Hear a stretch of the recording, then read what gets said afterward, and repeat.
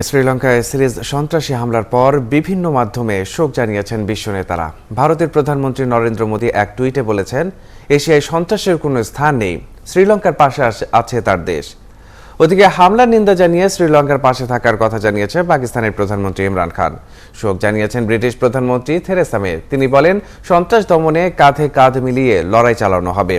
German chancellor Angela Merkel বলেছেন, সন্ত্রাস অসহিষ্ণুতা কোনোভাবেই গ্রহণযোগ্য নয়। নিন্দা জানিয়েছেন রুশ প্রেসিডেন্ট ভ্লাদিমির পুতিন। একে মানবতার উপর আঘাত বলে মন্তব্য করেছেন তুর্কি প্রেসিডেন্ট রেসেপ তাইপ এরদোয়ান। এছাড়া ইউরোপীয় ইউনিয়ন সহ বেশ কয়েকটি আন্তর্জাতিক সংস্থাও এই সন্ত্রাসী হামলার নিন্দা জানিয়েছে। শোক জানিয়েছেন ক্যাথলিক খ্রিস্টানদের ধর্মগুরু পোপ ফ্রান্সিস।